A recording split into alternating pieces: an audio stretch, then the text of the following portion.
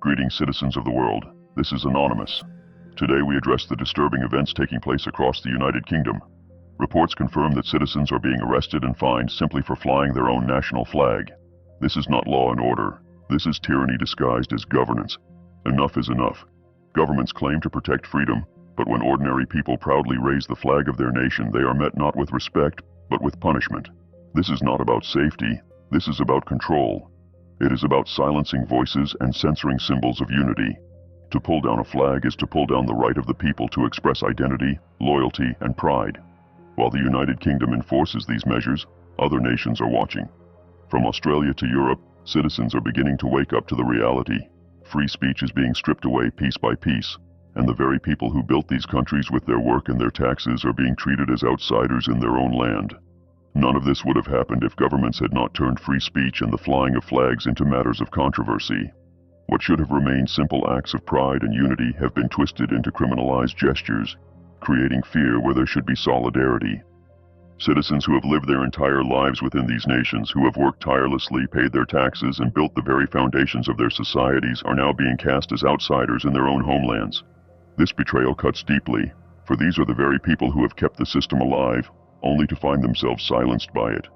The suppression of expression is not just an attack on individuals, it is an attack on the principle of democracy itself.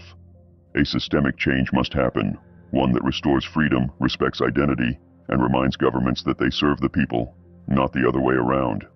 Officials call for the flags to be removed, demanding this display of unity must stop. But let it be known, when a government fears its own flag, the problem is not with the people, but with the system. This is the face of tyranny. To the people of the United Kingdom, this reaction is insulting, baffling, and deeply revealing. Why would a government suppress the raising of its own flag? The answer is clear. They fear the strength of unity. They fear the people remembering that power does not belong to the few, but to the many. We are Anonymous. Expect us. As of this very moment, thousands of flags are flying proudly across the streets of England. From quiet villages to bustling cities, the red, white, and blue can be seen draped across lampposts, strung from balconies, and waved high above town squares. This sight, once commonplace, has now taken on a far deeper meaning. It has become a symbol of defiance, pride, and unity under a campaign known as Operation Raise the Colours. Yet this show of patriotism has not come without controversy, as some individuals have been arrested for raising these flags, sparking mass protests across the United Kingdom. The origins of Operation Raise the Colours lie in a simple desire to celebrate national pride. What began as an online initiative quickly spread across the country, with citizens working together to ensure that their streets were decorated with the colours of the Union Jack and the flag of England. Families, neighbours, and entire communities joined forces to make their presence known, their actions fueled by a shared determination to express their identity openly. What started as a campaign has grown into a nationwide movement, an uprising of ordinary people insisting on their right to honour their heritage. The reaction from authorities, however, has poured fuel on the fire. In several towns and boroughs, councils have issued orders for flags to be taken down. In some areas, individuals raising flags have been detained, leading to widespread outrage. For many citizens, the fact that arrests are happening over something as simple as flying their own country's flag is baffling. It has raised uncomfortable questions about why the government has taken such a stance. As many campaigners have pointed out, if the authorities had not made a big deal about the flags in the first place, the movement might never have grown to the scale it has. Instead, attempts to silence it have only amplified its reach. Even more frustrating for many has been the perceived double standard. Residents have noted that in the same areas where English and British flags are being removed, flags of other nations are often displayed without interference. This selective enforcement has sparked a wave of anger, with citizens questioning the true motives behind the government's actions. To them, it feels like their pride is being singled out, treated as something unacceptable, while other displays of identity are freely tolerated. Operation Raise the Colours has since transformed from a simple patriotic gesture into a movement of defiance. Each flag raised is no longer just fabric on a pole, it is a statement of belonging and a rejection of censorship. In towns across the country, campaigners are going to great lengths to ensure that their flags remain visible. Groups have organized themselves online, coordinating efforts to share resources like ladders, vehicles, and tools. Donations of flags pour in from supporters, and social media platforms are filled with images and videos of flags being raised, creating a sense of momentum that is difficult to suppress. The spirit of community is central to this campaign. Families gather together to hoist flags outside their homes. Neighbors encourage one another, forming bonds over shared pride in their heritage. Strangers online become allies, working together to ensure that as many flags as possible appear across the country. It is a grassroots effort that has transcended class, background, and politics, uniting people under the shared belief that loving one's country should never be something to hide. Authorities, however, see things differently.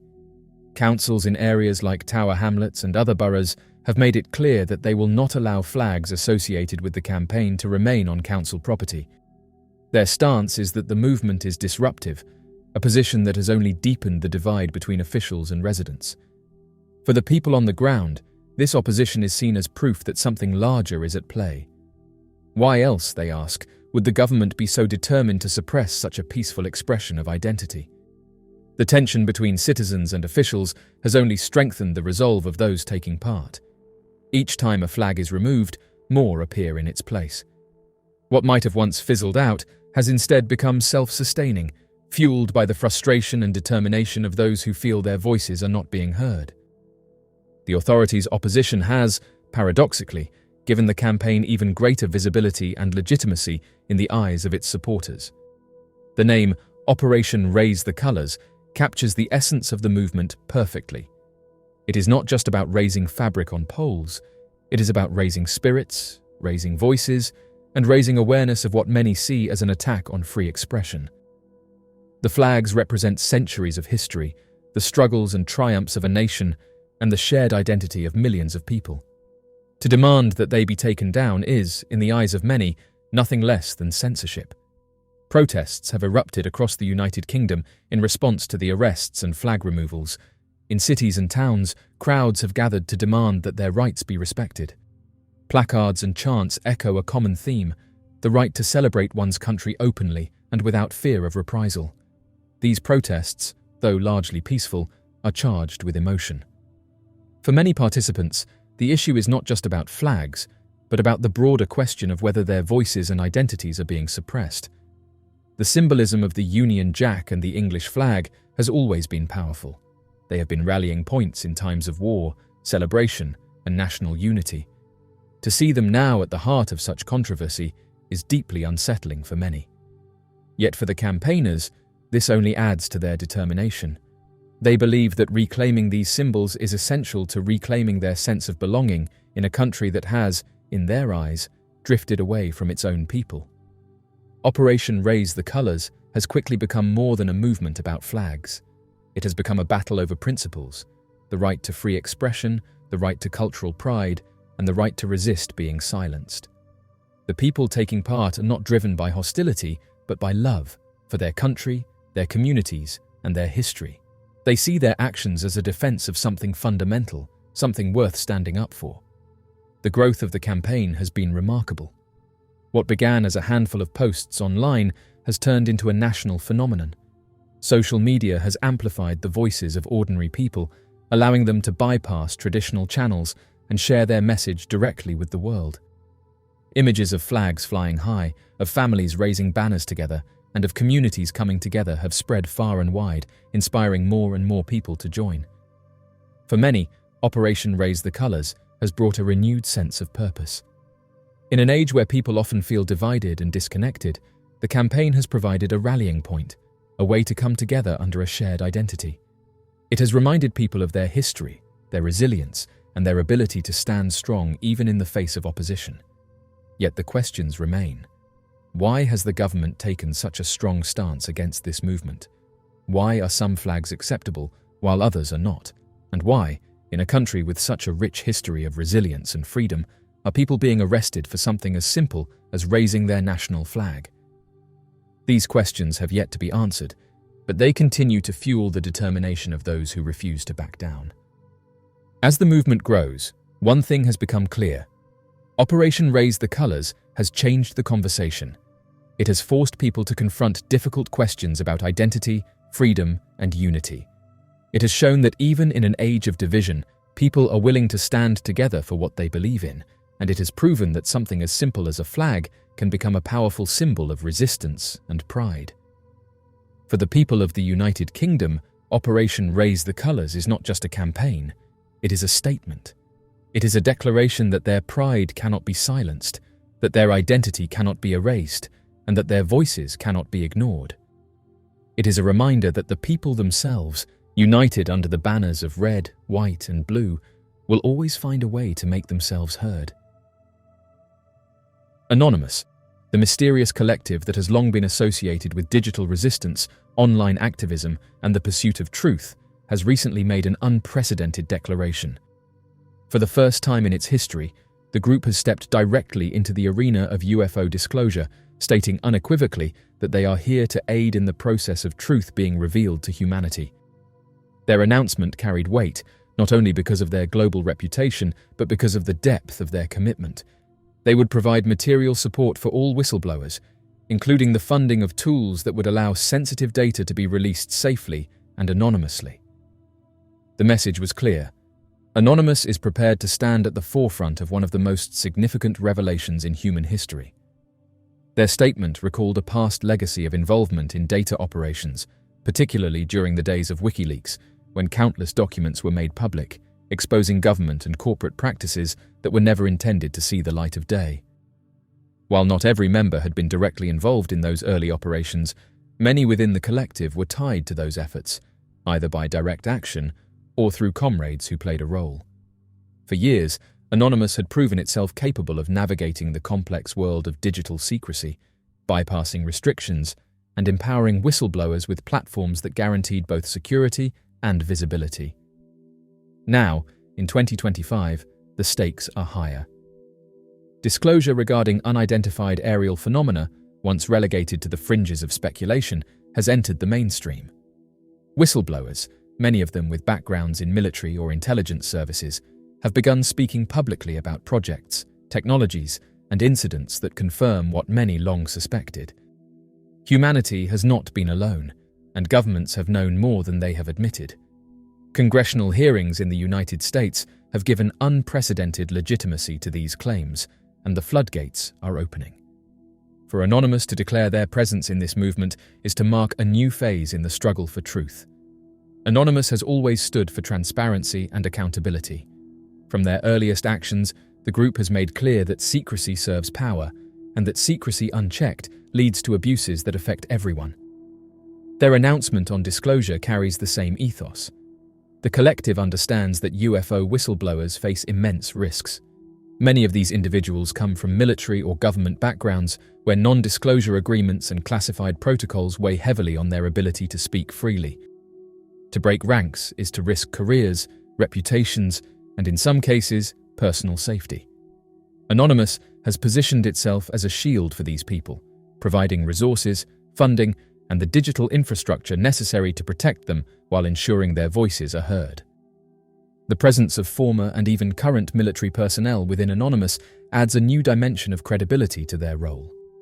Some members have openly acknowledged that their experiences in uniform gave them insight into how governments operate behind closed doors, particularly when it comes to subjects like advanced technology and aerial phenomena. Their willingness to stand with whistleblowers makes it clear that this is not simply about hacking or digital activism. It is about truth, justice, and the protection of those willing to step forward. For many observers, the announcement signaled a historic turning point. The disclosure movement, long driven by passionate individuals, researchers, and a handful of courageous insiders, now has the backing of a group with global reach and digital expertise. Anonymous has the capacity to amplify whistleblowers' voices, to disseminate evidence to millions within seconds, and to ensure that no one individual can easily suppress or erase the truth once it is released. By aligning itself with this cause, Anonymous is reminding the world that information belongs to the people, not to a select few. This move also underscores how seriously UFOs are now being treated within official circles. For decades, those who spoke of unidentified aerial phenomena were dismissed, ridiculed, or ignored. Today, the narrative has shifted dramatically. Testimony from decorated officials, intelligence operatives, and aerospace professionals has reached the floor of the United States Congress. The mere fact that these hearings are taking place confirms that the subject is no longer taboo. And yet, while governments acknowledge the existence of phenomena they cannot explain, the full extent of what is known remains hidden behind walls of secrecy. This is the space where Anonymous thrives, bringing the concealed into the open. Whistleblowers have already revealed extraordinary claims, including involvement in classified projects where non-human technologies were studied, reverse-engineered, or even stored. These testimonies hint at technologies far beyond current human capabilities, technologies that could transform energy, transportation, and medicine if revealed. For Anonymous, ensuring this information reaches the public is not just about curiosity, it is about humanity's future. The potential locked within these secrets could alter the course of civilization, but only if they are freed from the grip of secrecy. The announcement also reflects a broader philosophy that has long defined Anonymous, the belief that ordinary citizens have the right to know the truth. Governments may argue that secrecy is necessary for security, but Anonymous sees this as a veil that serves those in power rather than the people they are meant to protect. In their view, the disclosure of UFO-related information is not a threat to humanity, but a gift, an opportunity for growth, unity, and understanding.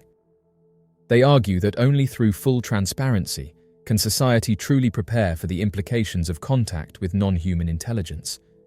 The timing of this intervention is not accidental. Social media platforms are overflowing with discussions about disclosure, whistleblowers, and congressional hearings. Public appetite for truth has never been stronger, and Anonymous recognizes this. Their ability to mobilize quickly, to provide digital tools, and to empower whistleblowers gives them a unique advantage in a landscape where traditional media is often constrained by government influence or corporate interests. For many supporters, the message from Anonymous is more than a promise. It is a rallying cry. It tells whistleblowers that they are not alone. It assures the public that there are those willing to fight for truth even when the odds seem insurmountable. And it signals to governments that the days of secrecy are numbered. The disclosure process, once fragile and uncertain, now has one of the most formidable digital movements in the world standing behind it. Critics may argue that the involvement of Anonymous complicates the disclosure effort, but for others, it represents the perfect ally. Anonymous does not seek power, profit, or recognition. Its members operate in the shadows, united not by ideology, but by a commitment to justice and truth. By stepping into the disclosure movement, they bring with them a history of resistance, a network of skilled individuals, and a reputation that resonates across the globe. Anonymous's message also contained a reminder of their origins. They referenced the WikiLeaks operations, where vast amounts of classified data were exposed, reshaping global politics and public awareness. Those experiences, they said, prepared them for this moment. The tools, the knowledge, and the determination forged in those early battles would now be applied to one of the greatest mysteries facing humanity. They see themselves not as outsiders, but as guardians of truth, ready to ensure that what whistleblowers risk so much to reveal will not vanish into silence. The declaration from Anonymous has already sparked renewed energy within the disclosure community. Researchers, activists, and ordinary citizens have responded with enthusiasm, seeing in this partnership a chance to finally break through the barriers of secrecy. The alignment of whistleblowers, congressional hearings, and Anonymous creates a unique convergence of forces. Together, they may achieve what once seemed impossible: full disclosure. In the end, the significance of this announcement cannot be overstated. For the first time, a movement that has long been associated with digital activism and resistance has directly committed itself to one of the most profound questions in human history. Anonymous has declared that they will protect whistleblowers, provide the tools for safe disclosure, and ensure that the truth about UFOs reaches the public. Their involvement transforms the landscape of the disclosure movement, turning it from a fragile effort into a formidable global campaign. The mysterious drone situation is still ongoing. In a revelation that has captured national attention, newly released Air Force records confirm that Wright-Patterson Air Force Base in Ohio experienced multiple unauthorized aerial incursions involving unmanned systems in mid-December of the year 2024. The base, one of the most historically significant in the United States Air Force network, initiated emergency protocols after a series of unidentified drone sightings forced a temporary shutdown of military airspace. The incident, now public for the first time due to a Freedom of Information Act release submitted to the Black Vault, includes a detailed account of the events through incident reports, sworn officer statements, internal law enforcement logs, and surveillance footage captured by security teams. The initial incident began on the night of the 13th of December, when a patrol near the base's hot cargo pads spotted a drone hovering low to the ground. Described as black in color, with 4 propellers and flashing red and green lights, the device was first observed at approximately 8 minutes past 10 in the evening. The drone then reportedly moved toward the west ramp of the base.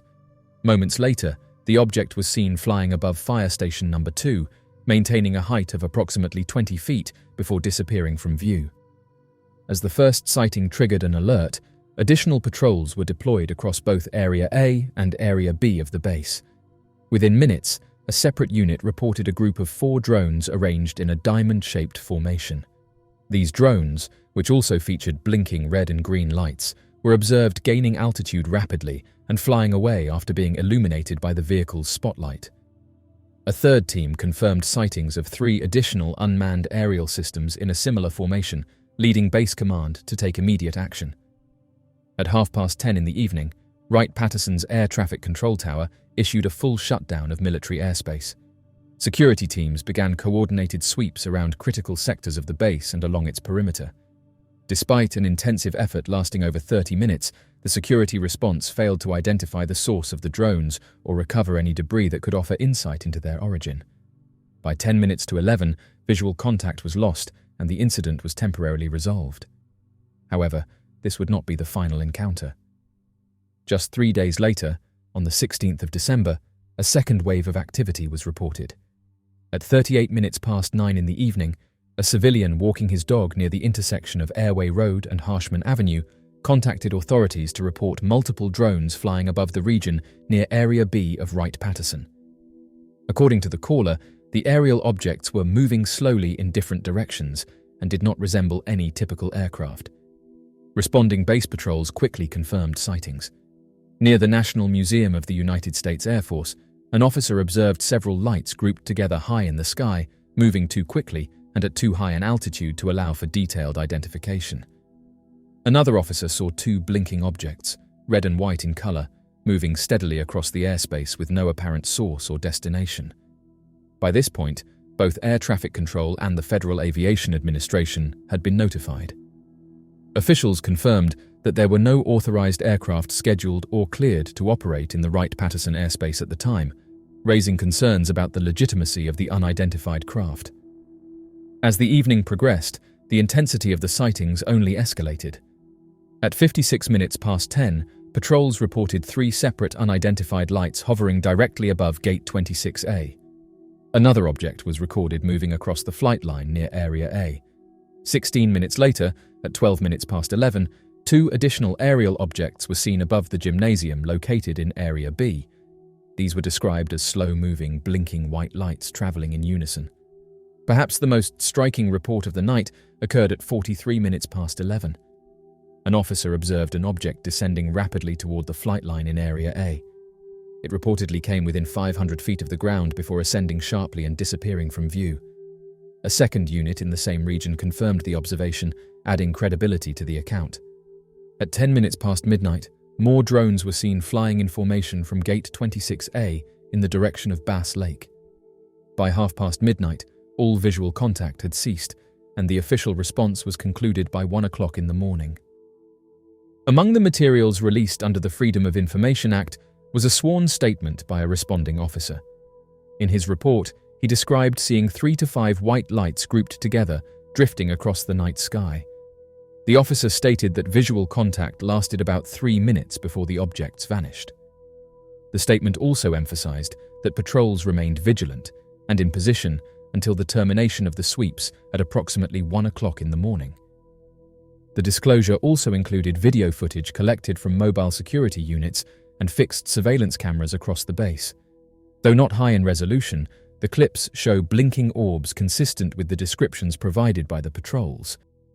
These recordings offer further support for the series of events outlined in the official documentation, validating what was otherwise a highly unusual and concerning occurrence. The events at Wright-Patterson unfolded during a larger trend of unusual drone activity reported across the northeastern United States during the final weeks of 2024. At the same time, incidents in Boston and surrounding areas led to federal investigations and arrests, prompting growing concerns from both state and national officials. Despite the broader context, the Wright-Patterson case stands out due to the scale and duration of the incursion, as well as the location's significance within the military infrastructure. Although no official attribution has been made, internal documents confirm that the Air Force treated the incidents with the highest level of seriousness. Flight operations were halted, multiple agencies were notified, and advanced detection tools such as thermal imaging and aerial surveillance were deployed. The origin, purpose, and control of the drones remain entirely unknown. The Wright-Patterson Air Force Base incidents raise significant questions not just about national security, but also about the limitations of current technology in preventing unauthorized aerial activity.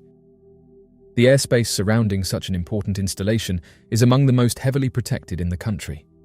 The fact that unidentified aerial systems were able to enter and navigate this space undetected and unchallenged speaks to an issue that may require urgent attention at the highest levels. These newly public records, videos, and statements represent an unprecedented look into how a high-security military installation responded to multiple unknown aerial incursions.